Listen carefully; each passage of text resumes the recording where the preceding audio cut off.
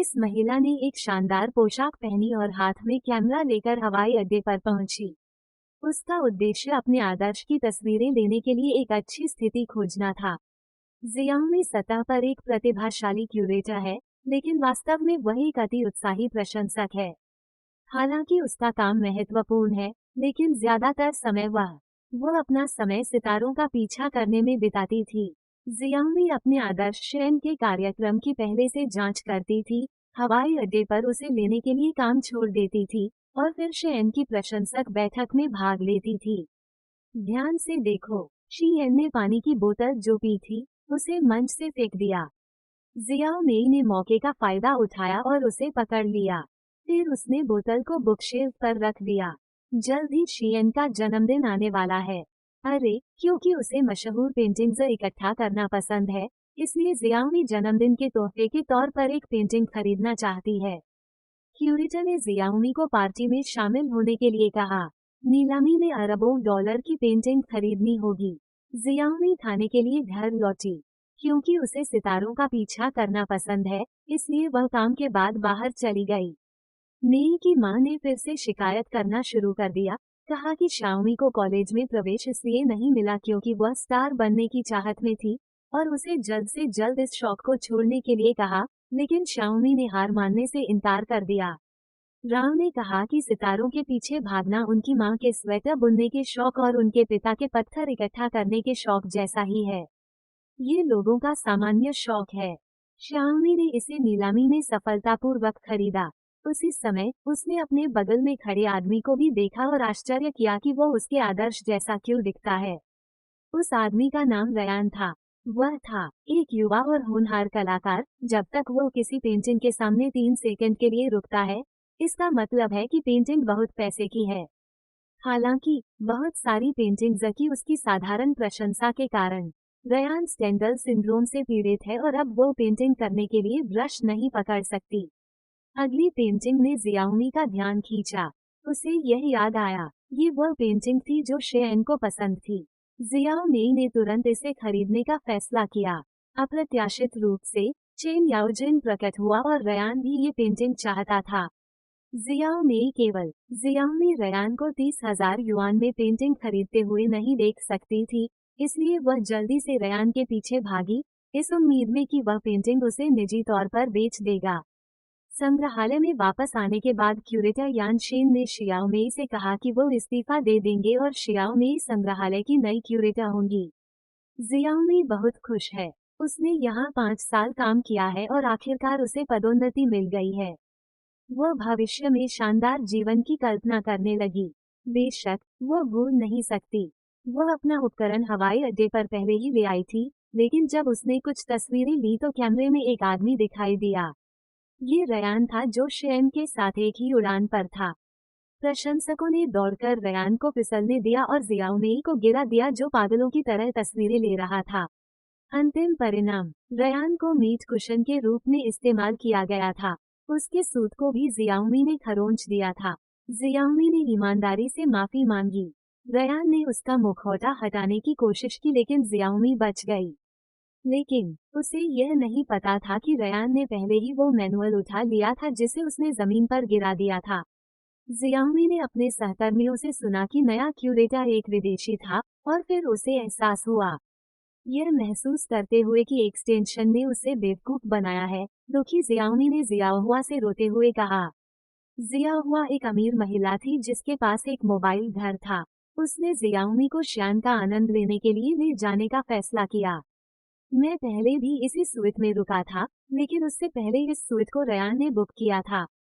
जियाओहुआ ने रयान को ढूंढा और उम्मीद जताई कि वो कुछ रियायतें दे सकता है। उसने ये भी कहा कि उसके पास कुछ ऐसा है जो वह नहीं कर सकती।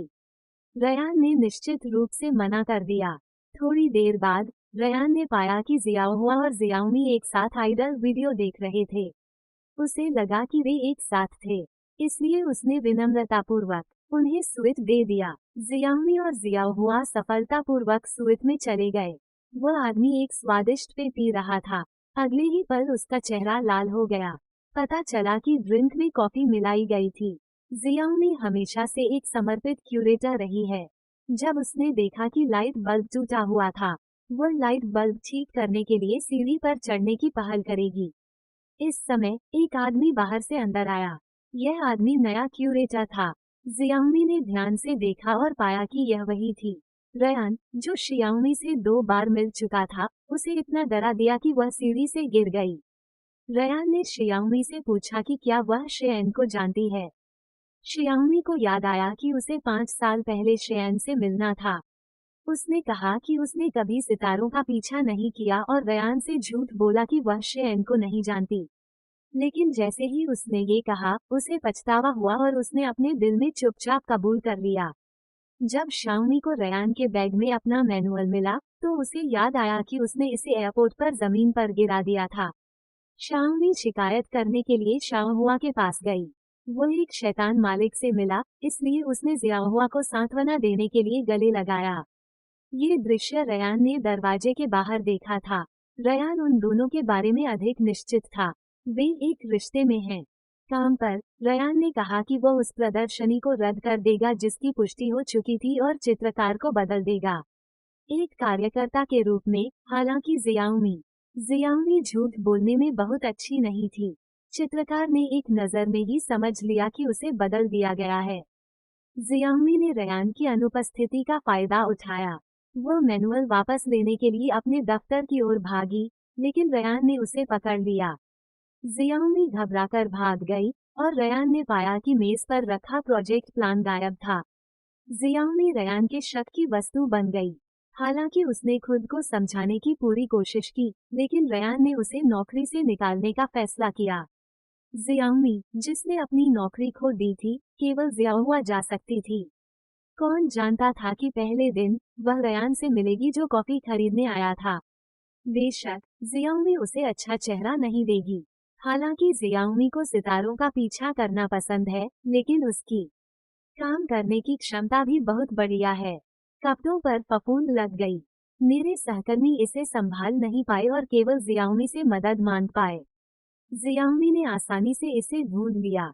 जियाओमी के प्रशिक्षु ने रयान को ढूंढकर बताया कि प्रोजेक्ट प्लान का नुकसान यान शेन की वजह से हुआ था और इसका जियाओमी से कोई लेना देना नहीं था।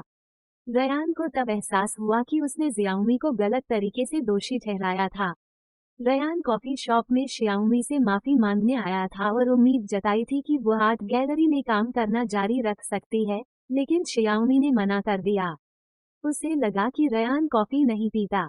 उसके पेय में थोड़ी कॉफी मिला दी गई थी। कौन जानता था कि इसे पीने के बाद रयान को एलर्जी के लक्षण हो सकते हैं। अगर जियाओमी समय पर नहीं पहुंचती, तो शायद रयान बच जाता। शियाओमी जानती थी कि वो गलत है और रयान की देखभाल करने के लिए अस्पताल में रुकी। उस दौरान उसे एक बुरा सपना आया। सपने में उसे पुलिस ने हत्यारा समझकर गिरफ्तार कर लिया था। यहाँ आने के बाद जियाओमी ने रयान से ईमानदारी से माफी मांगी और कहा कि वह काम पर वापस चली जाएगी। जैसा कि कहावत है, भेस में आशीर्वाद एक अभिशाप हो सकता है। हालांकि जियाओमी ने अपनी नौकरी खो दी। रयान शेयन से कपड़े और पेंटिंग मांगना चाहता था, इसलिए वह जियाओमी को अपने साथ ले आया। जियाओमी इतनी खुश थी कि उसे लगा कि वह उड़ान भरने वाली है। पहली बार उसने पूरी तरह से काले कपड़े नहीं पहने थे, बल्कि सावधानी से कपड़े पहने और रयान के साथ उत्साह से चल पड़ी। रयान ने शियाओमी को इस तरह देखा और फिर उसे एहसास हुआ। पता चला कि वह शेयन की प्रशंसक थी। जल्द ही जियाओमी की मुलाकात शेयन से हुई। वो इतनी उत्साहित थी कि उसे खुशी की चमकदार धूप में नहाया हुआ लग रहा था। जियाओमी को अचानक लगा कि अतीत में उसने जो शिकायतें झेली थीं, वे कुछ भी नहीं थीं। अपने आदर्श शेयन से मिलना उसके लिए सबसे बड़ी किस्मत थी। वह बाथरूम में लगे शीशे और बाथटब को छूती रही। उसे लगा कि ये चीजें वाकई वरदान हैं। वो हर दिन शेयन को देख सकती थी और जियाओमी कुछ समय के लिए खुश नहीं थी। जियो ने शॉवर हेड चालू किया और पानी तेजी से उसके ऊपर गिरने लगा।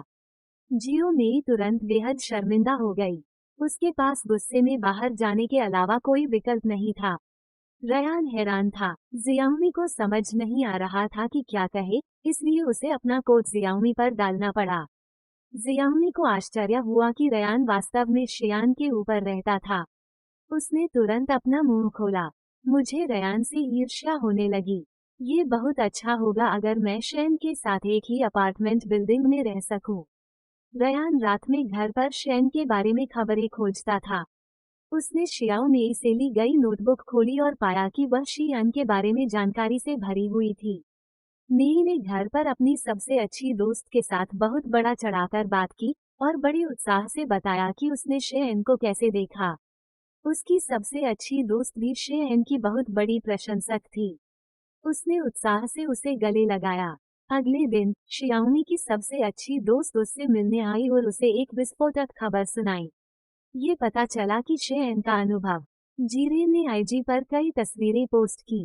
कौन जानता था कि यह जियाओमी ही थी जिसने रयान के कपड़े पहने हुए थे। ये दृश्य गलती से फोटो खींच गया था। शेन के प्रशंसक। उसने सोचा कि यह शेन के कपड़े हैं और फिर सोचा कि जियाओ मेई वो महिला है जो शेन से प्यार करती है। जियाओ मेई दंग रह गई। उसे उम्मीद नहीं थी कि वह शेन की प्रेमिका बन गई है। शेन की एजेंसी ने जल्दी ही अफवाहों को स्पष्ट कर दिया, लेकिन शेन के प्रशंसक अभी भी किसी भी समय विस्फोट करने के लिए तैयार हैं। उन्हें लगता है कि शेन का प्रबंधन मैनेजर बहुत गैर जिम्मेदार है और उसे नौकरी से निकाल देना चाहिए। डरावनी बात यह है कि प्रशंसकों ने जल्दी ही जियाओ मेई को बेनकाब कर दिया और जियाओ मेई के बारे में सभी तरह की जानकारी सार्वजनिक कर दी गई। ये बस है। यह अविश्वसनीय है। इतना ही नहीं, जियाओमी को अब ऐसा लगता है कि कोई जानबूझकर उसका पीछा कर रहा है जहां भी वह जाती है। इससे भी बुरी बात यह है कि शेन के प्रशंसक वे मुखौटे पहने हुए थे और जियाओमी पर अंडे फेंक रहे थे। जियाओमी को बहुत बुरा लगा। लेन को उसके लिए दुख हुआ। हताशा में जियाओमी ने मामले की रिपोर्ट करने का फैसला किया। ये पागल लोग। प्रशंसकों को पुलिस स्टेशन भेजा गया। पश्चाताप करने के बजाय वे जानना चाहते थे कि क्या जियाओमी शेन को डेट कर रही थी। जियाओमी ने सच्चाई बताई। लेनिन उस दिन सड़क पर गाड़ी चला रहा था जब उसने अचानक जियाओमी को अकेले चलते देखा। एक काली कार सीधे उसकी ओर बढ़ी। लेनिन ने जियाओमी की तरफ दौड़ लगाई और उसे रोकने के लिए आगे बढ़ी। दूसरे पक्ष ने अचानक ब्रेक लगा दिया। जियाओमी डर गई। लेनिन ने गुस्से में आगे बढ़कर पूछा कि दूसरा पक्ष कौन है। वह कौन है? उसने कहा कि जियाओमी उसकी गर्लफ्रेंड है। जियाओमी चौंक गई। दूसरे व्यक्ति ने धीरे से खिड़की नीचे की। यह एक बुजुर्ग आदमी था। बूढ़े आदमी के जाने तक इंतजार करो। गाड़ी चलाने के बाद जियाओमी लेनिन की कार में बैठ गई। लेनिन ने गंभीरता से कार रोकी और जियाओमी से कहा कि उसे उम्मीद है कि जियाओमी अस्थायी रूप से उसकी प्रेमिका बन सकती है। लेनिन ने फिर सच बताया। वह चाहता था कि जियाओमी उसके साथ कपल होने का नाटक करे। अगले दिन जियाओमी आर्ट म्यूजियम जा रही थी। अप्रत्याशित रूप से उसे लेनिन का फोन आया। टेक्स्ट संदेश। मुझे पता चला कि शेन के प्रशंसक आर्ट गैलरी के प्रवेश द्वार पर इकट्ठा हो गए, चिल्लाने लगे और जाने से इनकार करने लगे। जियाओमी के पास अपने दोस्त के कैफे में लौटने के अलावा कोई विकल्प नहीं था। कैफे में शेन के प्रशंसक थे। जियाओमी डर के मारे कुछ देर तक छिपकर बातें सुनती रही। उसने सुना कि प्रशंसक उसे मारना चाहते थे। मेई बहुत डरी हुई थी। लेनिन ने जियाओमी को एक सुझाव दिया, क्यों न जियाओमी को उसके साथ बाहर जाने दिया जाए। इस तरह प्रशंसक सोचेंगे कि जियाओमी मिंगुआ के पास प्रेमी है, अब कोई परेशानी नहीं है। लेनिन को शीएन के शब्द याद आ रहे हैं। शीएन ने कहा कि उनके प्रशंसकों में एक झांझी है, जिसकी एक मजबूत अपील है। हालांकि वह अपनी असली पहचान नहीं जानती थी, लेकिन उसे हमेशा लगता था कि यह प्रशंसक उसे बहुत अच्छी तरह से जानता है। लेनिन भी जिज्ञासा से उसका पीछा करता था, लेकिन वह कभी नहीं। ये सोचकर कि झान जी वास्तव में जियाओ मेई थी। जियाओ मेई ने जल्दी देखा कि लेनिन उसका पीछा कर रही थी। वह चौंक गई और उसका फोन जमीन पर गिर गया। लेनिन ने जियाओ मेई को बताया, मैं शेन की बहन झान से मदद मांगना चाहता हूँ। जब तक झान समझाने के लिए सामने आती है, प्रशंसकों का मानना होगा कि शेन और जियो मेई के बीच कुछ भी नहीं है। जियो मेई बहुत शर्मिंदा है। वह केवल आंखें मूंद कर चली गई। दूसरी तरफ प्रशंसकों ने शेन को घेर लिया और उसके घोटाले की सच्चाई के बारे में पूछने के लिए हाथापाई की। शेन के एजेंट ने खुद को नियंत्रित नहीं किया। प्रशंसक इतने उत्साहित थे कि उन्होंने टैक्सी लेकर शेयन की कार का पीछा किया और जिस प्रशंसक को धक्का दिया गया था वह अंधेरे में छिप गया। जब शेयन की कार पास आई तो वह सीधे उससे टकरा गई। शेयन और उसके प्रशंसकों के साथ एक कार दुर्घटना हुई जो जल्दी ही सुर्खियों में आ गई। जियाओ मेई और उसकी सबसे अच्छी दोस्त सभी घायल हो गए। बहुत घबराया हुआ। ये झिशियान और प्रशंसक ठीक थे, इसलिए मुझे राहत महसूस हुई। जियाओमी की दुविधा को दूर करने के लिए लेनिन ने अपनी बेस्टी को फोटो लेने देने का फैसला किया। तस्वीरों के एक सेट से पता चला कि वह और जियाओमी बहुत अस्पष्ट थे। हालांकि लेनिन ने शूटिंग में सहयोग किया, फिर भी उन्हें थोड़ा अजीब लगा।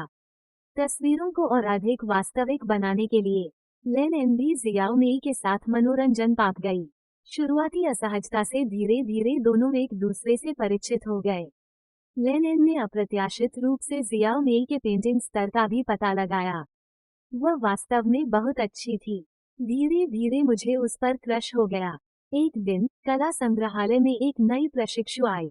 उसका नाम जियाओ झेन था। जियाओमी यह जानकर भयभीत हो गई कि यह लड़की एक स्टॉकर है जो अपनी रोजमर्रा की जिंदगी की तस्वीरें इंटरनेट पर अपलोड करती है। इसलिए जियाओमी को लेनिन के साथ कपल होने का नाटक करना जारी रखना पड़ता है।